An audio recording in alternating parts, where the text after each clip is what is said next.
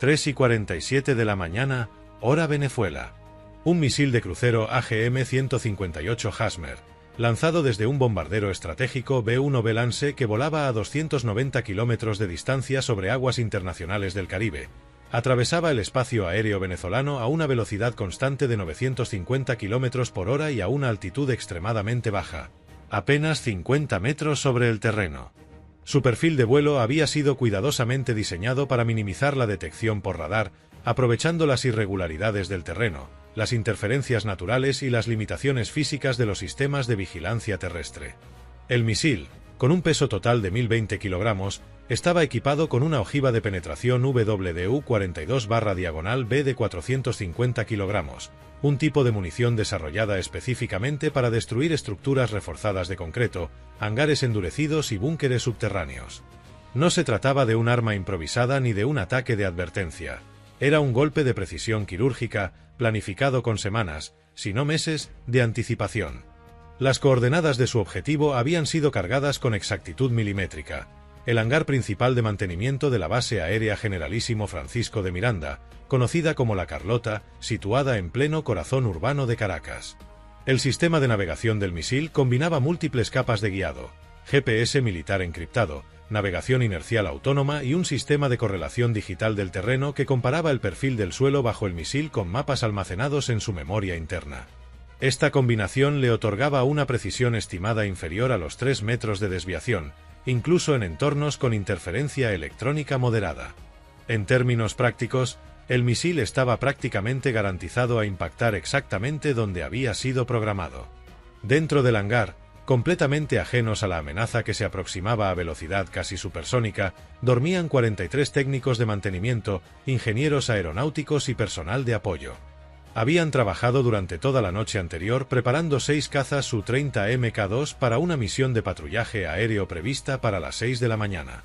Los aviones estaban repostados, armados parcialmente y listos para ser activados en pocas horas.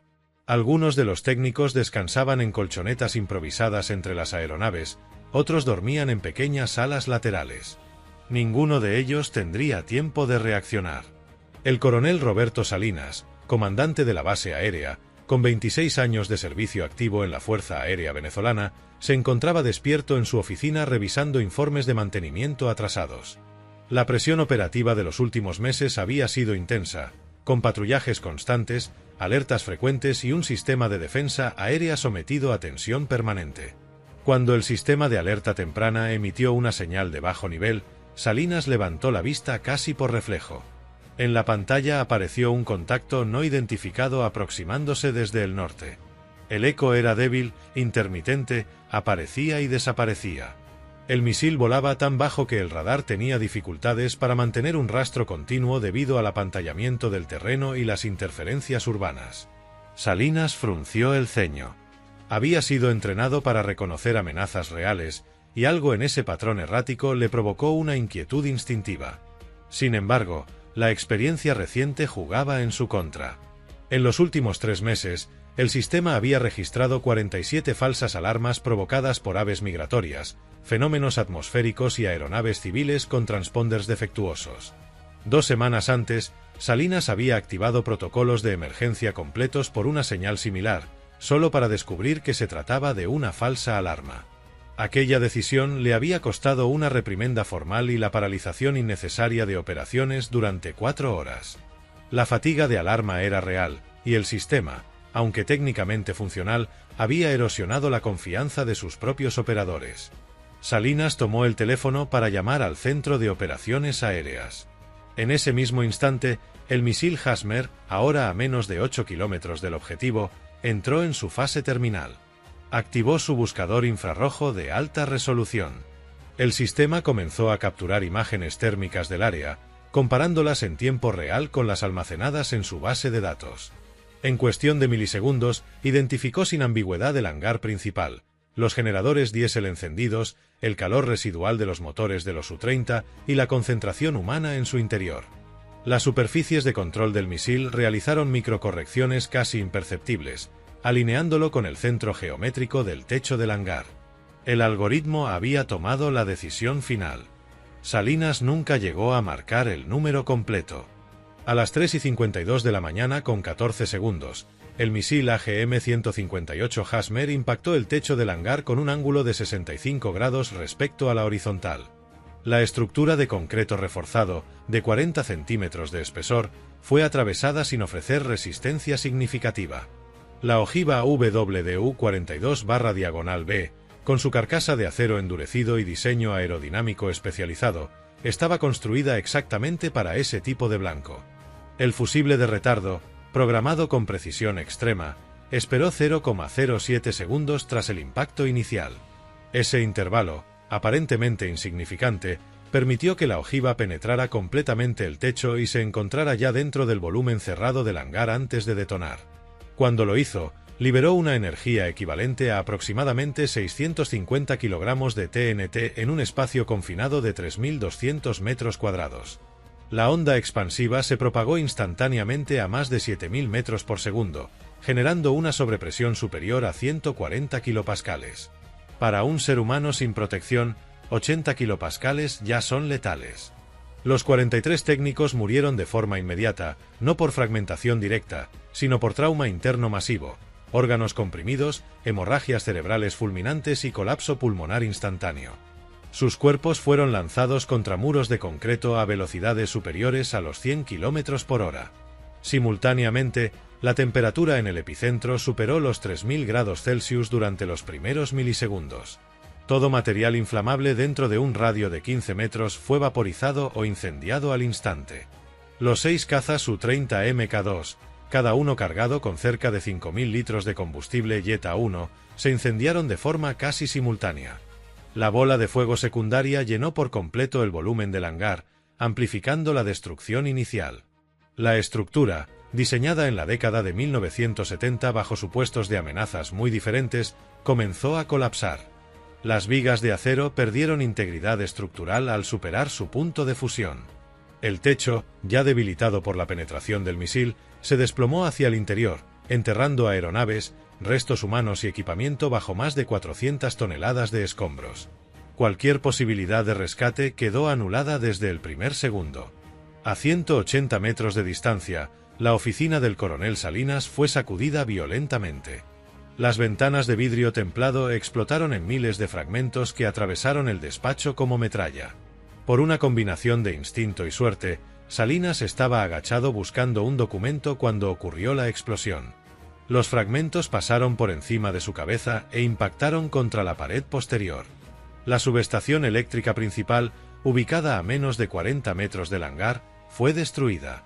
La base quedó sumida en la oscuridad total, iluminada únicamente por el resplandor anaranjado del incendio que ahora dominaba el centro de la instalación. Los generadores de emergencia de la base intentaron activarse automáticamente tras la pérdida total de energía. 4 unidades diésel estaban diseñadas para arrancar en cascada y alimentar sistemas críticos durante una contingencia. Sin embargo, la onda expansiva había deformado las carcasas protectoras de 3 de ellos, desplazando ejes, cortando líneas de combustible y dañando paneles de control. Solo uno logró arrancar, vibrando de forma irregular mientras comenzaba a suministrar energía limitada a las luces de emergencia, radios de corto alcance y al sistema de altavoces. El coronel Salinas se levantó del suelo con dificultad. Un dolor punzante recorría su rodilla izquierda, producto del impacto contra el escritorio metálico cuando la explosión lo lanzó hacia adelante. Sus oídos zumbaban intensamente. El trauma acústico había sido severo. Durante varios segundos, el mundo parecía amortiguado, como si estuviera bajo el agua. Le costó enfocar la vista y procesar lo que acababa de ocurrir. A pesar de décadas de entrenamiento, su cerebro tardó en aceptar una realidad brutal. La base había sido atacada con armamento de precisión. Cuando finalmente logró asomarse por la ventana destruida de su oficina, la escena era irreal.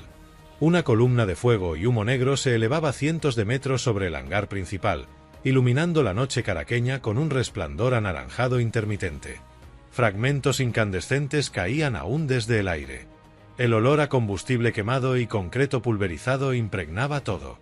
El entrenamiento militar finalmente se impuso al shock inicial. Salinas tomó el teléfono satelital de emergencia, un dispositivo independiente de la red eléctrica, y marcó el número directo del Comando de Operaciones Aéreas en Fort Tuna. La línea se conectó tras 3 tonos. Con voz tensa pero firme, pronunció las palabras que marcarían el inicio de una crisis nacional. Aquí base Miranda. Hemos sido atacados. Impacto directo en el hangar principal. Presumo múltiples bajas. Solicito apoyo inmediato. Pero mientras esa llamada se desarrollaba, la operación enemiga continuaba ejecutándose con precisión matemática. El ataque al hangar no había sido un evento aislado ni improvisado. Era la primera fase de una secuencia diseñada para desmantelar sistemáticamente la capacidad operativa de la base en cuestión de minutos. A las 3:54 de la mañana, apenas 2 minutos después del primer impacto, el segundo misil Hasmer alcanzó la torre de control de tráfico aéreo.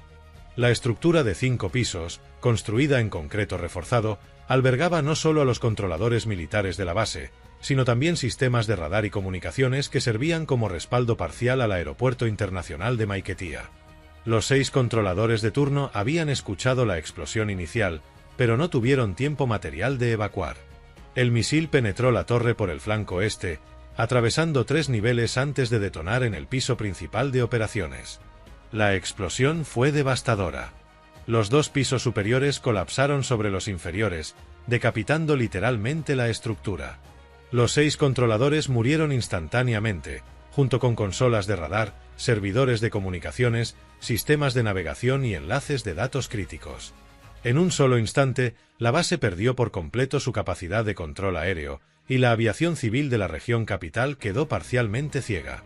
90 segundos después, a las 3:56, el tercer misil impactó su objetivo final, la estación de bombeo del depósito principal de combustible. Los tanques subterráneos, enterrados a 6 metros de profundidad, estaban diseñados para resistir ataques directos. Pero los planificadores del ataque no necesitaban destruirlos. Bastaba con inutilizar el punto vulnerable, la infraestructura de superficie que permitía acceder al combustible. La explosión destrozó válvulas, bombas y tuberías de acero de 30 centímetros de diámetro, retorciéndolas como si fueran alambre blando. Miles de litros de Yeta 1 se derramaron inmediatamente y se incendiaron al contacto con superficies calientes. El incendio resultante fue violento, sostenido y prácticamente imposible de combatir. Las llamas alcanzaron alturas de hasta 40 metros, generando un calor tan intenso que ningún equipo de emergencia podía acercarse a menos de 100 metros. Ese fuego ardería durante 18 horas. Desde la oficina parcialmente destruida, Salinas observaba cómo su base era desmantelada en tiempo real. Hangar destruido. Torre de control eliminada. Combustible inutilizado. Radar inoperante. Pista cubierta de escombros. En menos de 10 minutos, Base Miranda había dejado de existir como instalación militar funcional. El peso de la situación cayó sobre Salinas con una claridad aplastante. Tenía bajo su mando a 680 personas entre personal militar, técnicos civiles y contratistas. Al menos 43 estaban muertos en el hangar principal, 6 más en la torre de control, y los reportes iniciales hablaban de decenas de heridos por fragmentos, quemaduras y trauma por onda expansiva. La infraestructura crítica estaba destruida. No había capacidad de defensa aérea activa. No había medios de respuesta inmediata. Pero la pregunta más peligrosa no era lo que ya había ocurrido, sino lo que aún podía ocurrir. ¿Vendría una segunda oleada? Los atacantes tenían la capacidad de lanzar misiles adicionales para eliminar barracones, edificios administrativos, depósitos de municiones y centros de mando. Permanecer en la base significaba arriesgar la vida de cientos de personas más. Salinas tomó el teléfono satelital nuevamente y llamó directamente a su superior, el general de división Carlos Mendoza, comandante del Comando de Operaciones Aéreas. Mendoza respondió casi de inmediato. Antes incluso de que Salinas terminara su informe, la respuesta del general confirmó los peores temores. El ataque no era local, sino nacional. Bases aéreas en Maracay, Barquisimeto y Puerto Ayacucho estaban siendo atacadas de forma simultánea. «Es un ataque de saturación», dijo Mendoza con una voz agotada. «Buscan eliminar nuestra capacidad aérea en una sola noche». La orden fue clara e inequívoca. Autorización inmediata para evacuar. Activación del protocolo Fénix. Destrucción de todo material clasificado de nivel alto. Evacuación total del personal. Salinas cerró los ojos un segundo antes de responder. Sabía exactamente lo que implicaba esa orden. El protocolo Fénix era el reconocimiento formal de una derrota táctica total. Activó el sistema de altavoces de emergencia. Su voz, amplificada por generadores inestables, resonó por toda la base. Atención todo el personal. Esto no es un ejercicio. Se ha activado protocolo Fénix. Repito, protocolo Fénix está en efecto. Lo que siguió fue un caos controlado. En el edificio de inteligencia, equipos especializados comenzaron a destruir miles de documentos clasificados utilizando trituradoras industriales. Quemarlos no era opción. El humo serviría como marcador para nuevos ataques. Cada minuto contaba. En el arsenal, el sargento primero Miguel Hernández priorizaba municiones. Misiles aire-aire R-77, bombas guiadas KAB-500, misiles antirradiación. No todo podía ser salvado.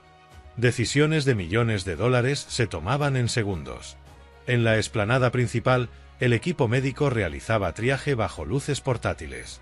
Heridos con fracturas, quemaduras, trauma acústico. A las 4:32 llegaron los primeros helicópteros Mi-17 desde Fort Yuma, evacuando los casos críticos mientras el incendio del depósito seguía iluminando el cielo. Salinas coordinaba todo sin descanso, pero sabía que el tiempo se agotaba. Cuando, a las 5:47, recibió el informe de contactos aéreos aproximándose, F-35 escoltados por aeronaves de guerra electrónica, tomó la decisión final, evacuación inmediata sin más demoras. Fue el último en abandonar la base. Al mirar atrás, vio solo ruinas humeantes. Base Miranda había sido eliminada como capacidad militar en menos de 2 horas. El convoy de evacuación avanzaba lentamente por las vías secundarias que se alejaban de la base, mientras el cielo comenzaba a aclararse con los primeros tonos grisáceos del amanecer. A lo lejos, la columna de humo negro que se elevaba desde Base Miranda era visible desde kilómetros de distancia, una cicatriz oscura en el horizonte de Caracas.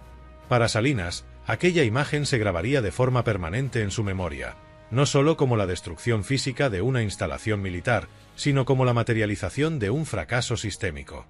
Dentro del vehículo, el ambiente era pesado. Nadie hablaba. Oficiales, suboficiales, técnicos y soldados miraban al vacío o revisaban compulsivamente sus radios, esperando nuevas órdenes o malas noticias adicionales. Muchos acababan de perder amigos, compañeros de años, personas con las que habían compartido turnos interminables, ejercicios bajo el sol y misiones de rutina. El duelo, sin embargo, había sido pospuesto por una necesidad más inmediata: sobrevivir. Salinas recibió informes fragmentarios a través del enlace satelital. En Maracay, la base aérea Mariscal Sucre había sufrido impactos directos en 2 hangares y un depósito de municiones. En Barquisimeto, una explosión había inutilizado la pista principal, dejando varias aeronaves atrapadas sin posibilidad de despegue.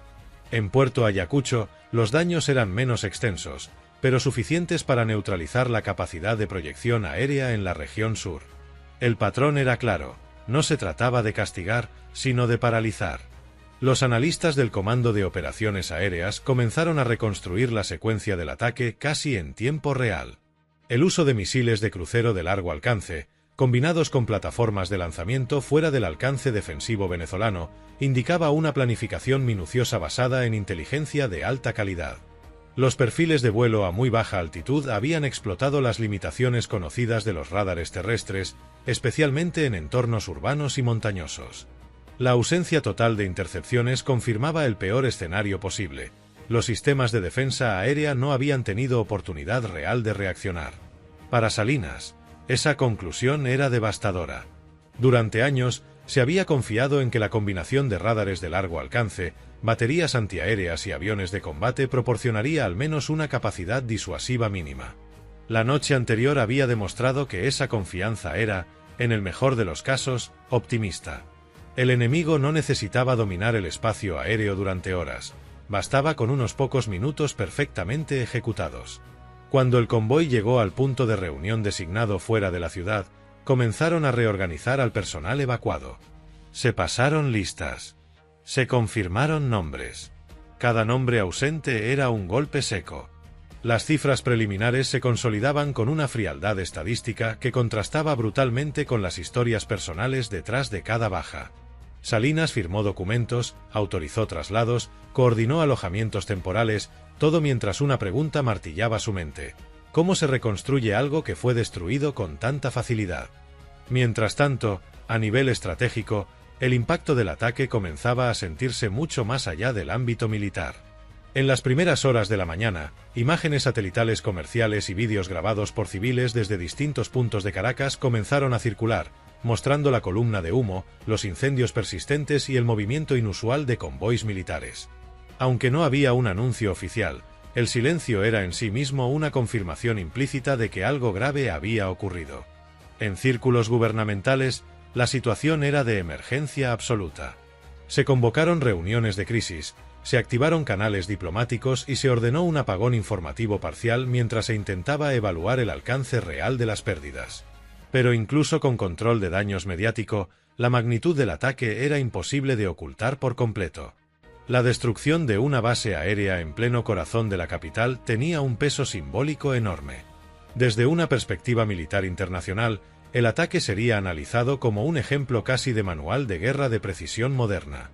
La combinación de inteligencia previa, selección de blancos críticos y sincronización perfecta había logrado un efecto desproporcionado con un número relativamente reducido de municiones.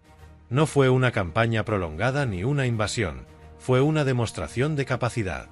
Para los oficiales venezolanos, la lección era amarga. Durante años, la doctrina había enfatizado la defensa de puntos estratégicos mediante fortificación y dispersión limitada. Sin embargo, el ataque había demostrado que, frente a un adversario con superioridad tecnológica, la concentración de activos, hangares, depósitos, torres de control, se convertía en una vulnerabilidad letal. La modernización incompleta y la dependencia de sistemas aislados habían dejado grietas que fueron explotadas sin piedad. Salinas, sentado finalmente en una sala improvisada de mando, observaba un mapa marcado con símbolos rojos que indicaban instalaciones dañadas o perdidas. Base Miranda destacaba como un punto negro en el centro del país. Pensó en los años que llevaría reconstruir algo parecido, si es que alguna vez se hacía. Pensó también en el impacto psicológico sobre las nuevas generaciones de pilotos y técnicos. Entrenarse sabiendo que, en un conflicto real, podrían no tener siquiera la oportunidad de despegar. Al final del día, cuando el cansancio físico y mental comenzó a imponerse, Salinas permitió que la rabia y la frustración emergieran brevemente. No contra un enemigo abstracto, sino contra una realidad estratégica ineludible. La guerra había cambiado, y su país no estaba preparado para esa versión de ella. La defensa ya no se decidía en el aire, sino mucho antes, en la tecnología, la integración de sistemas y la capacidad de anticipar al adversario. Mientras caía la noche y los incendios en las bases atacadas seguían ardiendo en la distancia, una conclusión se volvía inevitable para todos los que analizaban los hechos con frialdad profesional. Lo ocurrido no había sido un error, ni un accidente, ni una escalada improvisada. Había sido una operación diseñada para dejar un mensaje inequívoco. Y ese mensaje había sido recibido con una claridad dolorosa. En los días posteriores al ataque, el silencio operativo fue casi absoluto. No por falta de actividad, sino porque cada decisión era evaluada con una cautela extrema. Cualquier movimiento en falso podía interpretarse como una provocación adicional. Las Fuerzas Armadas se encontraban en una fase de repliegue estratégico, intentando reorganizar lo que había quedado intacto mientras se evaluaban daños con una precisión casi forense. Equipos técnicos comenzaron a acceder, bajo estrictas medidas de seguridad, a los restos de Base Miranda una vez que los incendios principales fueron controlados. Lo que encontraron confirmó los peores escenarios previstos por los analistas. No se trataba simplemente de edificios destruidos, sino de una desarticulación completa del ecosistema operativo de la base. Cables de fibra óptica fundidos, centros de datos reducidos a chatarra irreconocible, sistemas redundantes inutilizados simultáneamente. El patrón indicaba que los atacantes conocían no solo la disposición física de la base, sino también sus dependencias críticas. Los informes preliminares señalaban algo aún más inquietante. La sincronización perfecta entre los impactos había evitado deliberadamente daños colaterales excesivos en zonas civiles cercanas, pese a la ubicación urbana de la base. Desde un punto de vista puramente militar, aquello evidenciaba una capacidad de control absoluto del daño, un mensaje implícito de que el ataque podía haber sido mucho más amplio si así se hubiese deseado. No fue una explosión descontrolada de poder, sino una demostración calculada. En círculos de inteligencia, comenzó a discutirse abiertamente la posibilidad de que parte de la información utilizada para planificar el ataque proviniera de fuentes internas. No necesariamente espionaje directo, sino filtraciones acumuladas a lo largo de años, imágenes comerciales, contratos públicos, rutinas operativas predecibles, movimientos logísticos repetitivos. La guerra moderna no requería agentes infiltrados, bastaba con patrones visibles y paciencia analítica. El coronel Salinas fue citado a declarar ante una comisión especial de evaluación operativa. No se trataba de buscar culpables inmediatos, sino de reconstruir decisiones, tiempos y respuestas. Durante horas relató cada detalle: la falsa alarma inicial, la llamada inconclusa, la secuencia de impactos. Su testimonio fue grabado, transcrito y clasificado. Cada segundo contaba para entender que había fallado y, sobre todo, que ya no podía repetirse. A nivel humano, el impacto era devastador. Los funerales se sucedían en distintos puntos del país, muchos de ellos discretos, casi silenciosos. Familias enteras recibían respuestas técnicas a preguntas profundamente emocionales. No hubo combates visibles, no hubo advertencias claras, solo una noche que cambió vidas de forma irreversible. Para muchos, esa ausencia de enfrentamiento directo hacía el golpe aún más difícil de asimilar. En el ámbito internacional, el ataque se convirtió rápidamente en objeto de estudio en academias militares y centros de análisis estratégico. Sin comunicados oficiales ni reivindicaciones públicas, el evento se analizaba por lo que había sido, no por lo que se decía de él. La ausencia de declaraciones formales era, en sí misma, una señal. La operación había cumplido su objetivo sin necesidad de palabras adicionales. Artículos especializados comenzaron a describir el ataque como un ejemplo paradigmático de neutralización estratégica puntual. No buscaba ocupar territorio, ni destruir una nación, sino alterar de manera decisiva el equilibrio de capacidades en un momento específico. El mensaje era claro: la superioridad no se demostraba con volumen de fuego, sino con precisión y oportunidad. Para las Fuerzas Armadas venezolanas, el proceso de adaptación fue doloroso pero inevitable. Se iniciaron revisiones doctrinales profundas.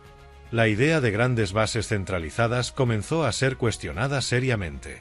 Se discutió la dispersión total de activos, el uso de infraestructuras civiles duales, la movilidad constante como forma de supervivencia. Conceptos que antes parecían teóricos se volvieron urgentes. Salinas, ya apartado del mando operativo directo, participaba ahora como asesor en mesas de análisis.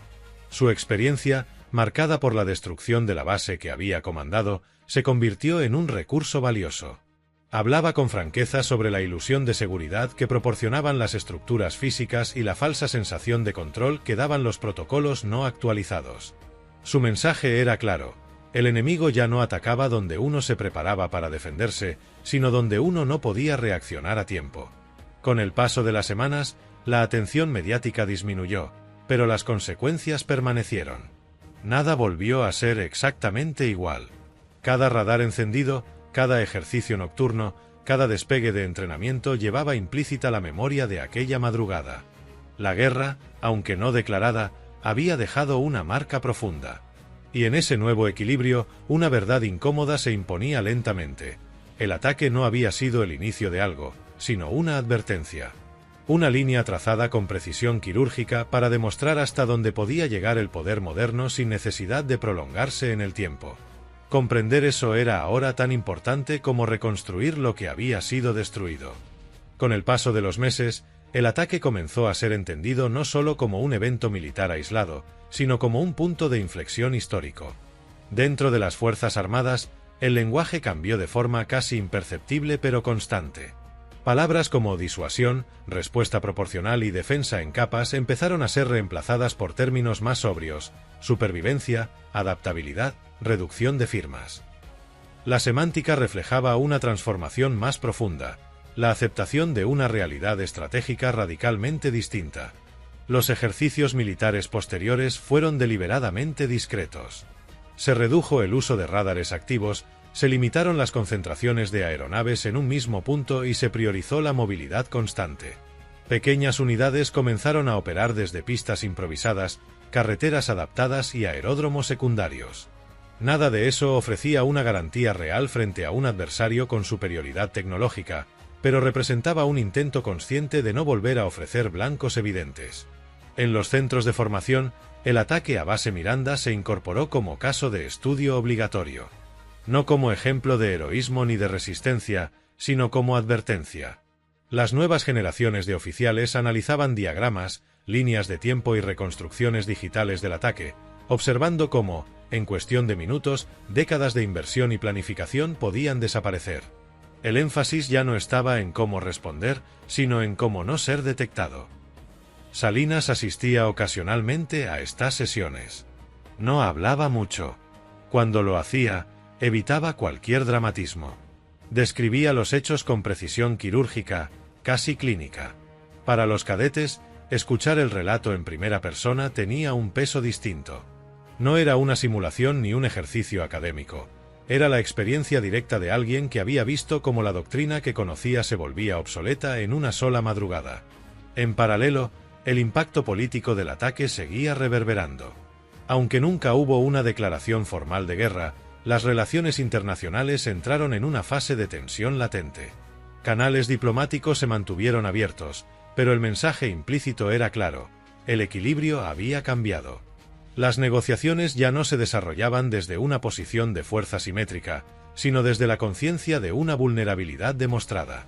En ese contexto, el ataque comenzó a ser citado en análisis internacionales como ejemplo de violencia estratégica mínima, el uso de fuerza limitada pero decisiva para alterar conductas futuras. No se trataba de destruir por destruir, sino de imponer una realidad que no pudiera ser ignorada. Desde esa perspectiva, el éxito de la operación no se medía en bajas o infraestructura destruida, sino en el silencio posterior y en los cambios de comportamiento observables. Para quienes habían perdido compañeros, amigos o familiares, ese análisis resultaba frío, casi insultante. Ninguna teoría estratégica podía justificar el vacío dejado por una vida truncada. Y, sin embargo, incluso ellos comprendían que lo ocurrido había trascendido lo personal. Sus pérdidas se habían convertido, de manera involuntaria, en parte de una lección mucho más amplia sobre el mundo en el que ahora vivían. Años después, cuando el humo se había disipado y las ruinas de base Miranda habían sido finalmente demolidas, el lugar era apenas un terreno cercado, silencioso, sin marcas visibles de lo que alguna vez fue. Para la ciudad, el espacio había sido absorbido por la rutina cotidiana.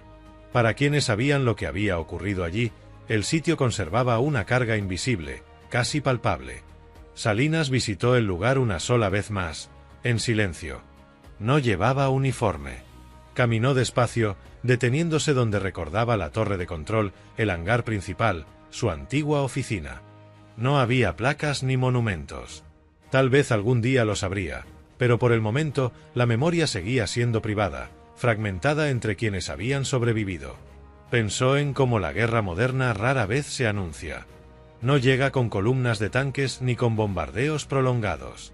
A veces se manifiesta en un solo acto perfectamente ejecutado, diseñado no para iniciar un conflicto, sino para demostrar que podría hacerlo en cualquier momento. Esa era, quizá, la lección más dura de todas. El mundo posterior al ataque era más cauteloso, pero no necesariamente más seguro.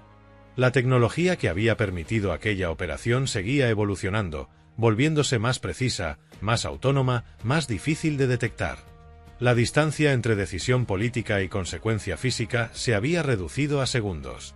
En ese entorno, los márgenes de error eran mínimos y el costo del error, absoluto.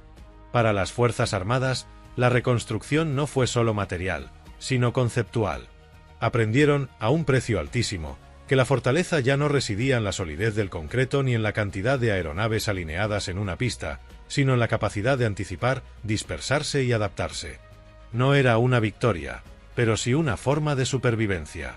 El ataque a base Miranda no pasó a la historia como una batalla, ni siquiera como una guerra. Fue registrado como un evento, una operación, una madrugada. Pero su verdadero impacto se extendió mucho más allá de esa noche. Cambió doctrinas, alteró equilibrios y dejó claro que, en el siglo XXI, el poder no siempre se ejerce de forma visible. Y así, sin declaraciones formales ni celebraciones, quedó establecido un nuevo umbral, una línea que, una vez cruzada, ya no podía borrarse. Porque algunas acciones no buscan ser recordadas por su ruido, sino por el silencio que imponen después.